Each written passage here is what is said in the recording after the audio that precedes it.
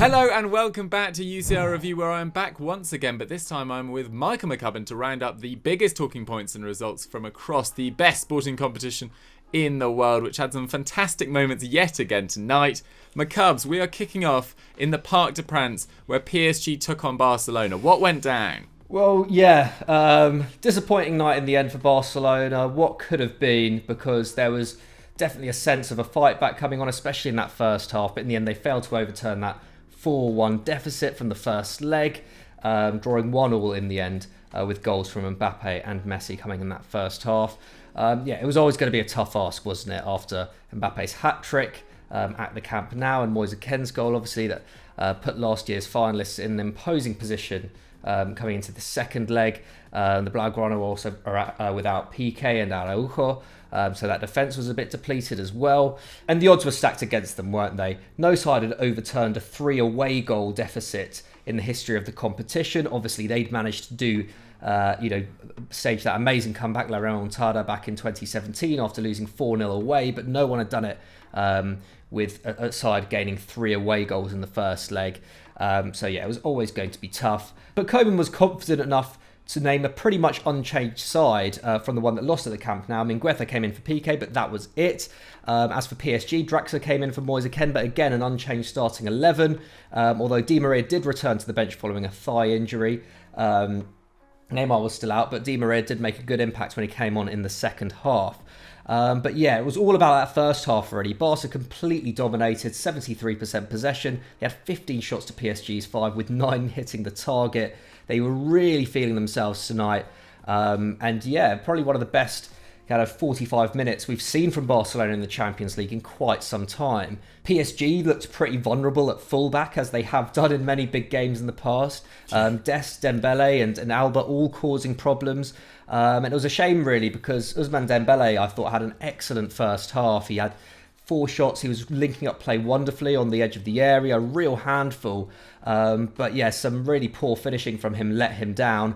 Dest also hit the bar, and that meant the score stayed 0-0 for the first 30 minutes. And then there was a controversial penalty. So for anyone who hasn't seen it, Longley stepped on the back of Icardi's boot by accident as he was going for a cross. The cross was going straight to Ter Stegen, so there was no chance Icardi was going to get there. Longley wasn't even really looking at Icardi at all. So very, very harsh penalty. Definitely wouldn't have been given without VAR. And even with VAR, it's very, very questionable. So that already put that fight back at a disadvantage. Mbappe put it away easily. And then 6 minutes later, Messi just came up with some absolute magic, didn't he? 35 yards.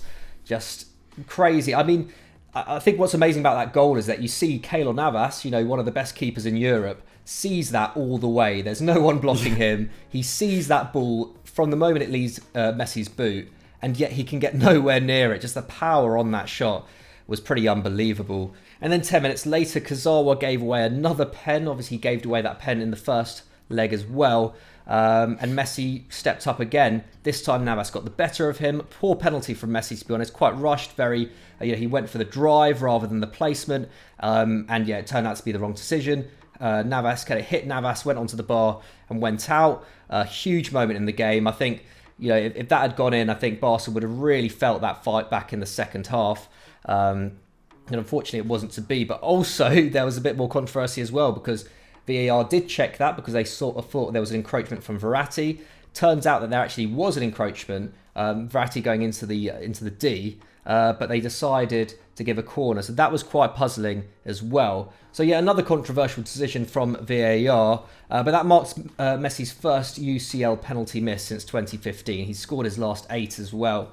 Not great. And psychologically, I think that had a big effect on the Barca side going into half-time. Pochettino probably couldn't have been happier at how that kind of those final moments of the first half went down. He was able to get the side in. He was able to really kind of drill them defensively. He brought on Abdou Diallo for Kurzawa, who was struggling at half-time. And you could really see the difference in their defensive style from the word go in the second half, really. They were defending a lot more from the front. They were pressing them a lot better. They were squeezing as well a lot more. I feel like as soon as Barca entered the half, especially for the first 15 minutes, of that second half. As soon as Barcelona entered PSG's half of the pitch, there was just a lot less space. And yeah, Abdou Diallo was a lot more strong on that left side. Didn't really give Dest much to work with. Nevertheless, Barca still had a few good opportunities. There was an amazing chance for Messi on 61 minutes from 6 yards. Amazing block from Marquinhos at the last moment. And they really did kind of try to throw everything, to be honest. On 78 minutes, there was a triple change with Ilaich, Pjanic and Braithwaite coming on for Dembele, Pedri and Busquets. Trincao was already on by this point for Dest, and he had quite a bit of joy on the right. But that PSG penalty area was just too congested. And yeah, I think in the end, PSG kind of did what they needed to do. As for the key performance for Barca, De Jong was excellent in the heart of a back three. He made 4 tackles and interceptions, completed 87 passes. Pedri also very impressive for a man so young. In such a big game, 115 touches in his 79 minutes off the field. Really kept that attack ticking along. And Messi did give everything he had as well. A massive improvement on that first leg where he wasn't really particularly inspiring at all. 7 shots, 4 dribbles, 91% pass accuracy. Couldn't have really asked much more of him apart from maybe his finishing for that blocked shot and obviously the penalty as well. He'll be incredibly disappointed about. But despite that fight back, Dukes, it's just going to go down as another very disappointing night for Blaugrana fans, isn't it? Yeah, absolutely. I mean, I think they'll be pleased with the fight that they showed in that first half in particular after that humbling at the Nou Camp. But it continues a pretty poor record in the Champions League. Going into this, they'd only won 1 of their last 9 away games in the knockout stages of the Champions League, drawing 3 and losing 5. Obviously another draw tonight, not ideal for a club of their stature. And this marks the first time in 13 years that Barcelona haven't made the quarterfinals, and it's the first time in 16 years that neither Messi or Ronaldo will be at that stage of the competition. It really feels like the start of a new dawn for the superstars of our game right now. But they can refocus now on domestic competition. They're unbeaten in 16 league games, winning 13. They're now 6 points off Atleti, who beat Athletic Club de Bilbao 2-1 tonight. And they've got a Copa del Rey final, Barcelona that is, against Athletic Club to look forward to. So it's not all doom and gloom. They're still in the title race just about. You'd imagine it will probably be Atleti's to lose, especially with that massive win tonight. But if they keep on chipping away and finish second, maybe win a Copa del Rey in this transitional season, I don't think that's too bad from Koeman. This was a massive win for PSG, however, who weren't without their own injury issues as well. Moise Kean is self-isolating after contracting COVID, whilst Neymar, who has scored 12 goals in 17 games this season, missed this clash with his former club due to a thigh injury. Enormous loss for them. And it hasn't all been plain sailing for Poch since he took over. They'd lost 2 of his 11 league games in charge, as many as they lost in the previous 15 under Thomas Tuchel. And when they took over, they were 1 point off top of the table Lyon at the time. They're now 2 points off top of the table Lille. So he hasn't really managed to instigate a massive change in the league as well. They've got a round of 16 clash against Les Dogs in the Coupe de France coming up this month. In terms of PSG's key performers, well, you've already given him a shout out for his impact since half-time. Abdou Diallo definitely deserves one.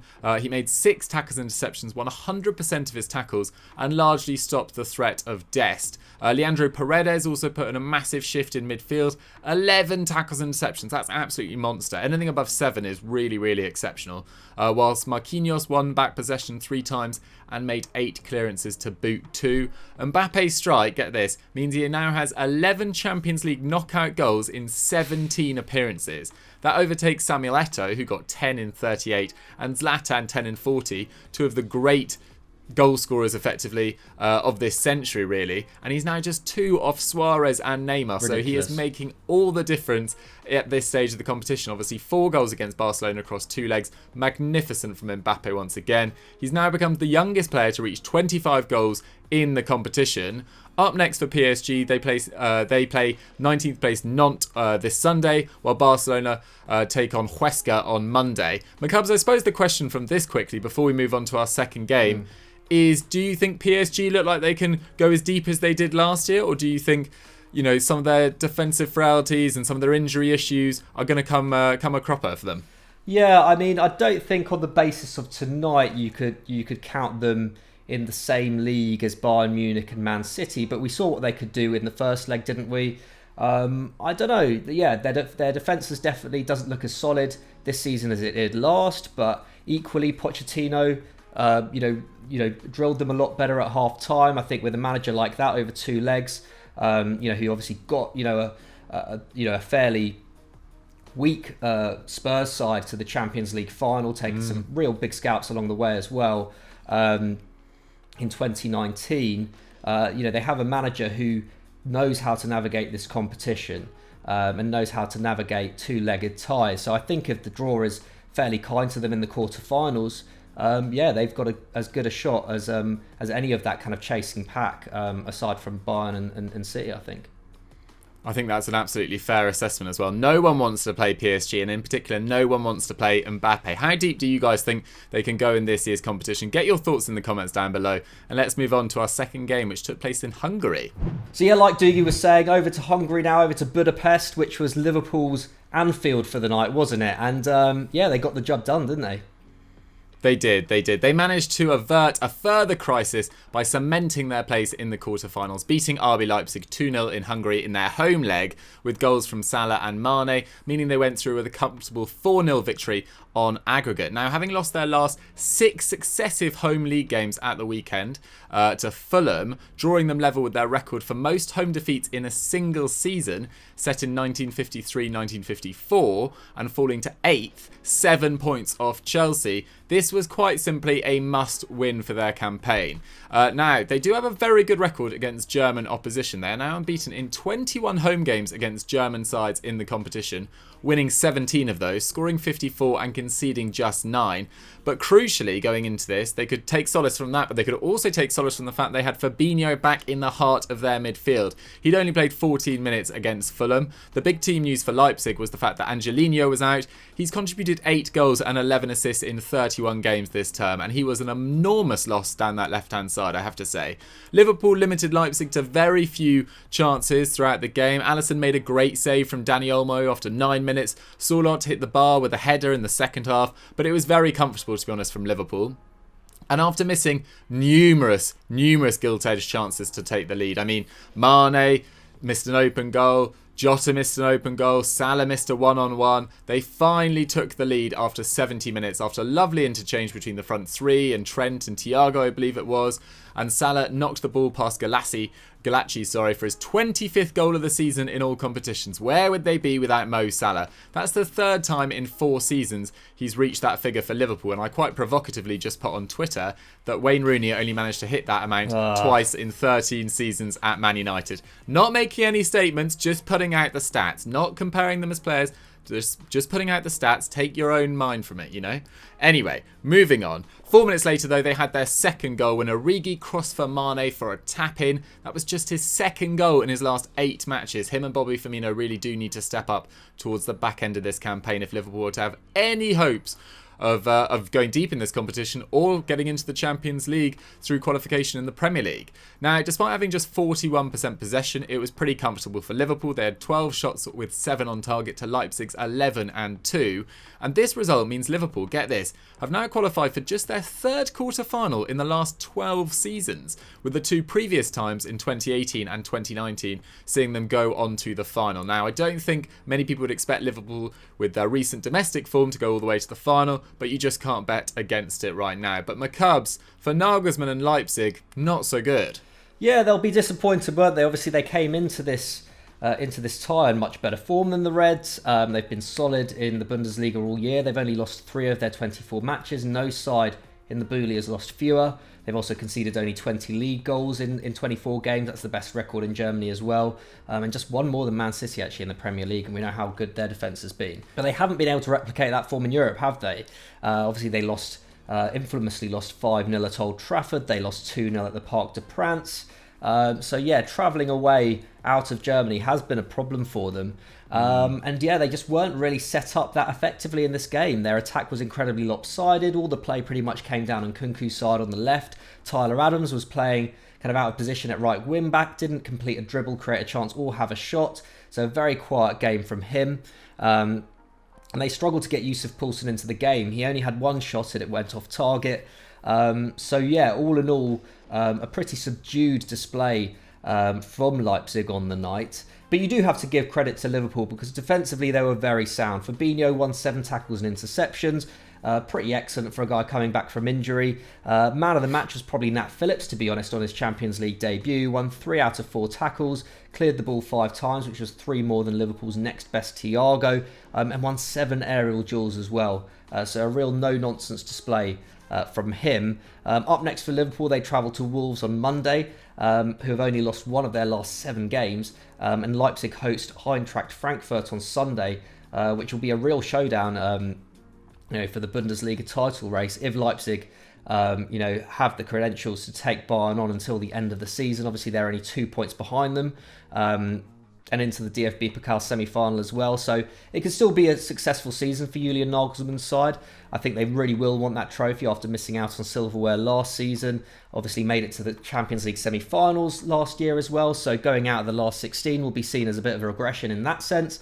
But equally, Liverpool in Europe over the last 2-3 years have been pretty formidable. So I don't think they can be too hard on themselves. But yeah, that's all we have time for on UCL review. What did you make of the 2 games? How do they match up to Tuesday's night's action? I don't think quite as much personally, although that first half at the Parc Des Princes was pretty edge of your seat stuff.